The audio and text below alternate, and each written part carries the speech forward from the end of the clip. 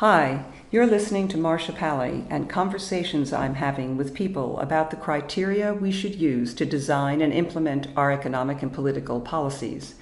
What should be our basic framework for determining public policy? These conversations are based on ideas from a book of mine, Commonwealth and Covenant, Economics, Politics, and Theologies of Relationality, because we're looking specifically at relationality as this framework for policy.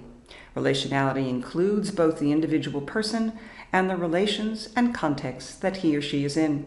Relationality is developed in many of our philosophical traditions and also in several theological traditions. Whether you think theologies are the word of the divine or an illuminating metaphor, in both cases they offer us much about how the world and people work, and so about the policies that will lead to the greatest human flourishing. Please join us in this series of conversations. Commonwealth and Covenant was published by Erdman's Press in 2016. You can follow me at marciapally.com or search for me on Facebook and Twitter.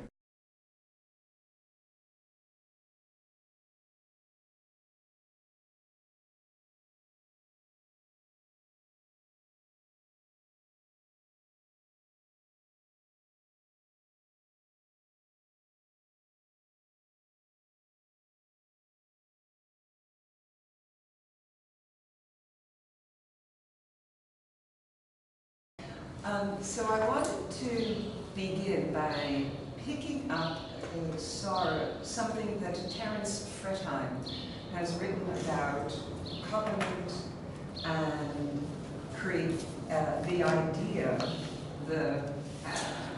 that you take it literally or as a metaphor, the idea that we are God's co-creators. Terence Fretheim writes, "Creation includes the activity of creatures, human and non-human, in and through which God works to create in ever new ways. That power-sharing divine mood continues even in the post-fallen world, as is evident throughout the Old Testament." So creation sets up humanity as a way in which and through which God works to create in ever new ways. Through us, our co-creatorship, God continues to work in the world. And he calls it, again metaphorically, a kind of power sharing, that the reason for all existence, God, as itself unfolds in us, and then we continue to create in the world. We've seen this in the concept of Thomas Aquinas' concept of secondary causality, that God sets up the setup. God, the existence for all existence makes things exist, and we within human capacity can further this, continue this, secondarily. We see co-creatorship, either the word of God or a metaphor, immediately after the creation story in the first book of Moses, the Genesis book, when God has created Adam and Eve, but who creates the next generation? Eve declares that she, with God's help, will create the next man, her children.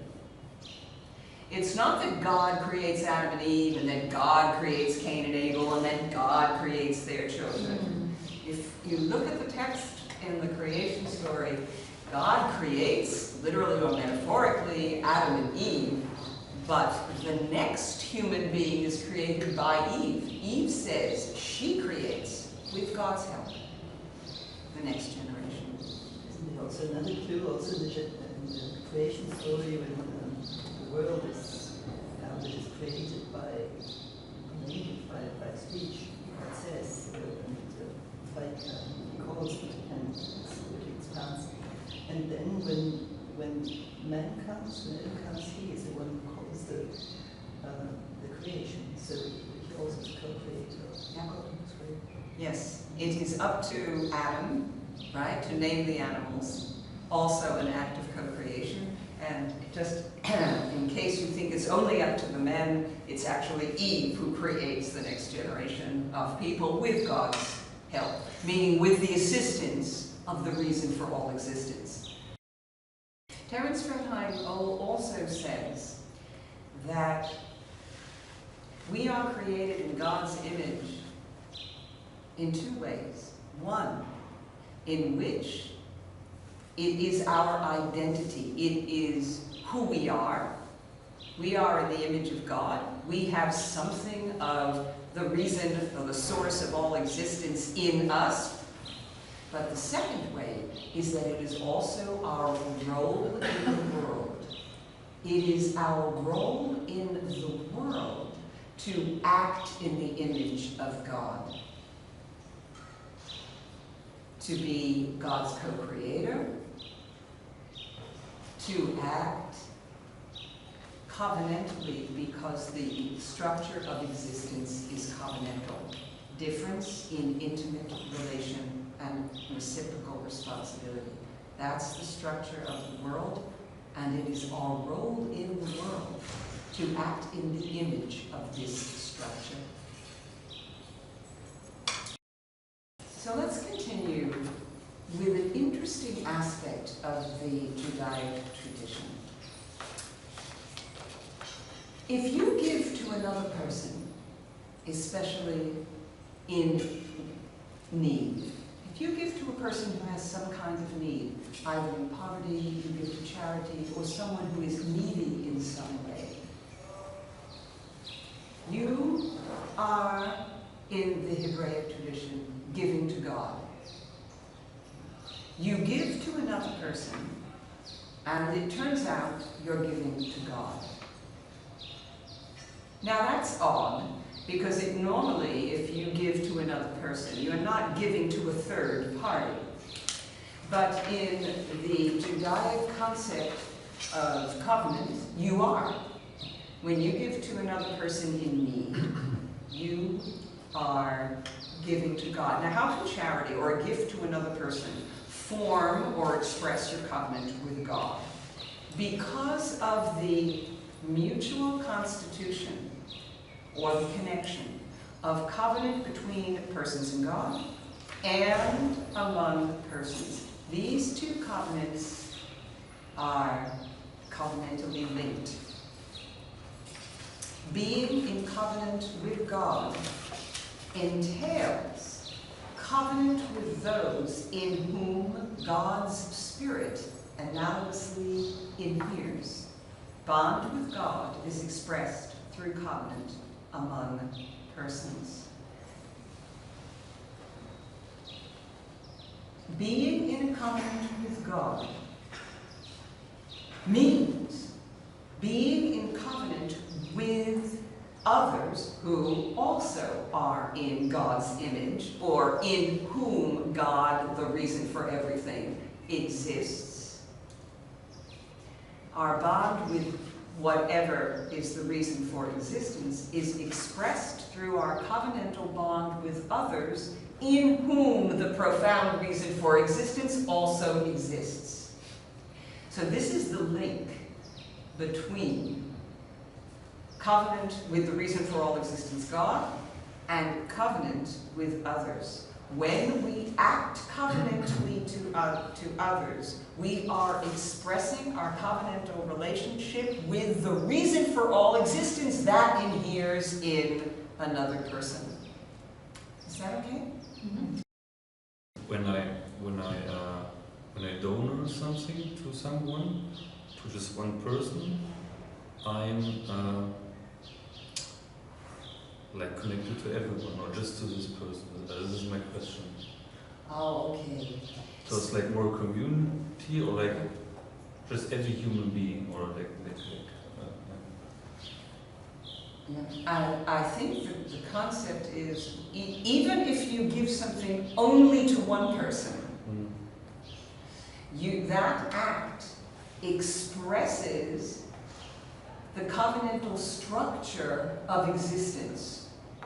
It expresses the covenantal nature of God, the structure of all existence, and therefore, because it expresses the covenantal nature of existence, it expresses your relations to all others who exist, even if you give to one person. It's a moment of expression of the covenantal structure of existence. Are we okay?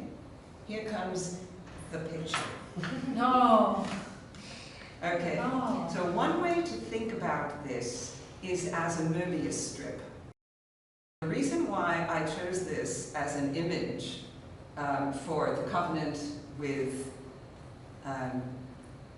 between person and God and among persons is just this idea that your covenantal relationship with another is actually constituent of your relationship covenantal with God. And your covenantal relation with God, the structure of all existence, is what enables you to act covenantally to others. That the two covenants aren't actually two, but one folds into the other.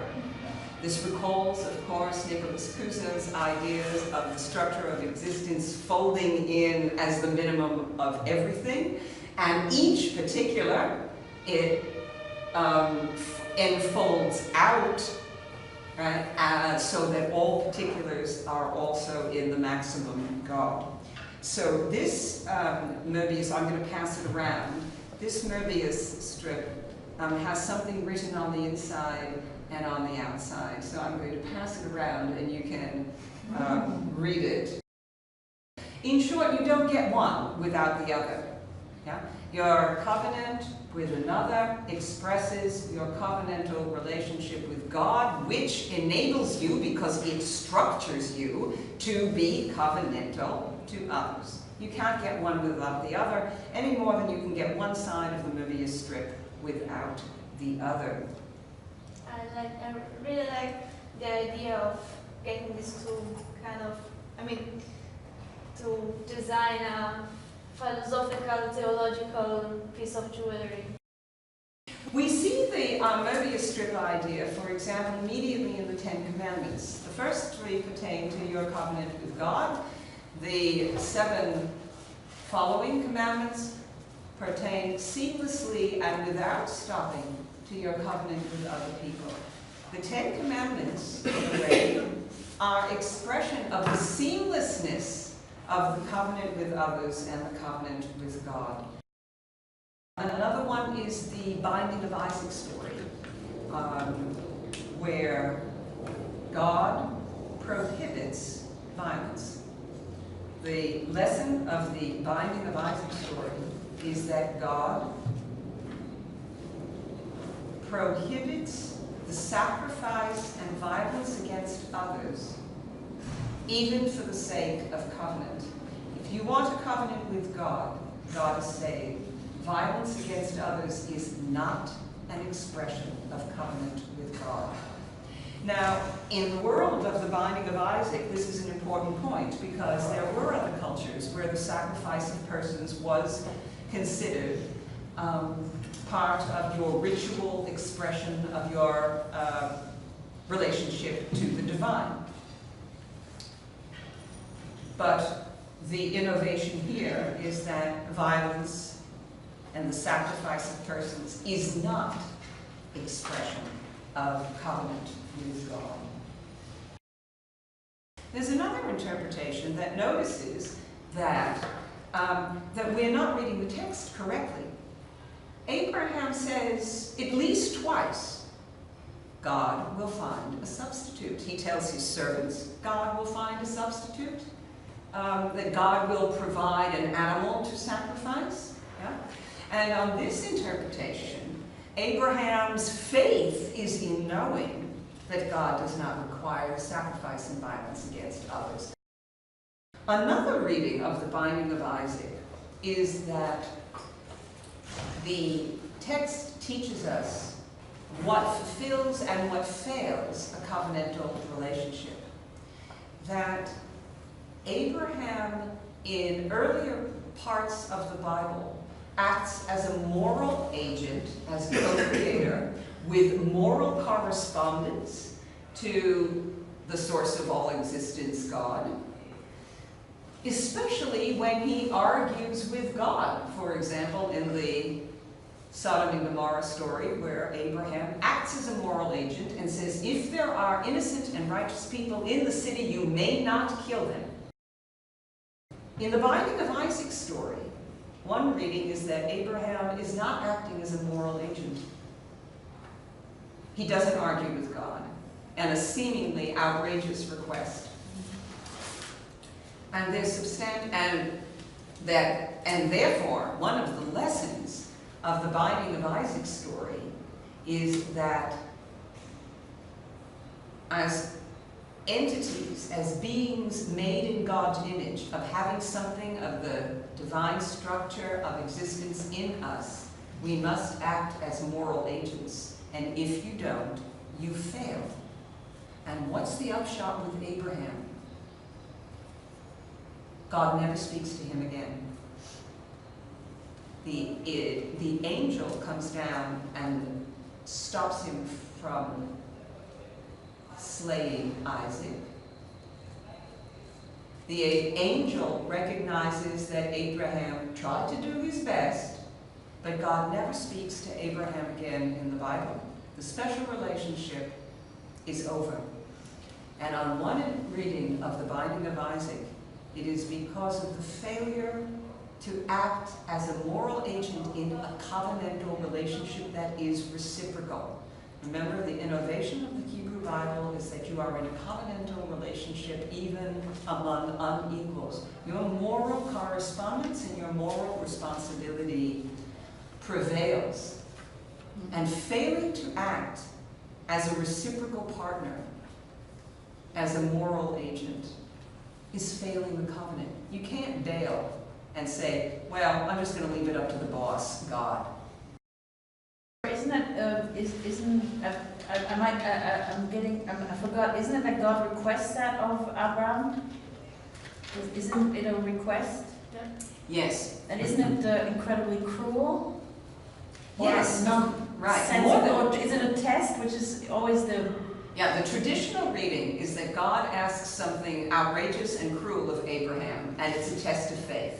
That's one reading. Right. But also, if you look at the text closely, you will see that another interpretation, as I've given three, yes, right, is, first of all, that Abraham understands the test. This was the second one I gave, and knows full well that God will provide an animal. And Abraham explicitly says so twice in the story.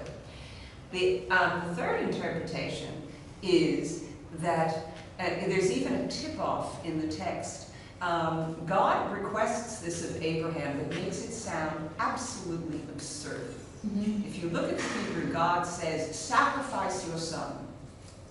That sounds ridiculous. Sacrifice your only son. Mm-hmm. Sacrifice your beloved son. It's as though God is saying, protest already, right? You've acted like a moral agent before. Where is it? Okay. Now this is another reading of it. So this is a very complex story, and I've given 3 readings of it. But on one reading, God requests it in the same way he says he's going to destroy Sodom and Gomorrah. And Abraham doesn't respond in as a moral agent of a reciprocal covenant. Now those are different readings of this very rich and layered and difficult text. Showing ongoing unfolding of the nature of God. Of the nature of God, okay, and what is the nature of God that is unfolded here? So he says, I don't want to have any the sacrifice, the human sacrifice, any longer. So here, this point, we can read about. Okay, so one reason it can be to make a very vivid point that human sacrifice is out. That's not part of the covenant. Could be one point. Lawrence, you had a... Yeah, I would go into the same direction if you see the whole story of Abraham as, or this passage as counter human sacrifice, you could see it, but if you would see Abraham as like a fertility storytelling, what I like to see it, What? as fertility or glorification story. So it's basically the same, that sacrificing your child doesn't lead to glorification of your family. Okay, all right. It is a story to insist upon our moral agency. And it's very dramatic, which means that our moral agency must be very important. And as I said earlier, you can't pass along responsibility to God. Since we're talking about the reciprocal nature of covenant, it is one reading of the story that the story insists on our reciprocity. We have moral correspondence, we are moral agents precisely because we have something of the covenantal structure of existence in us. We can't pass the responsibility on. That's one reading of it. I want to move on to a couple of other expressions of the intertwinedness or Moebius strip nature of the covenant. Yeah? Yes, okay. One of my favorite ones is in the book of Numbers, chapter 5-6, which says, any man or woman who wrongs another in any way and so is unfaithful to the Lord, that person is guilty. How do you become unfaithful to God? How do you break covenant with God? You harm another person. Right? Your covenantal responsibility to other people comprises and constitutes your relationship with God. If you break your covenantal responsibility to others, you've broken your covenantal relationship with God. You can't have one without the other. And perhaps my most beloved example of the Moebius strip or intertwinedness between covenant among persons and covenant with God is the observation by the great medieval commentator Rashi, who reads the words of Isaiah. Isaiah writes, I cannot be God unless you are my witness, you, humanity. And Rashi interprets this as saying, I am the God, God says, I am the God who will be whenever you, humanity, bear witness to love and justice in the world. God can be God when persons are loving and just to each other.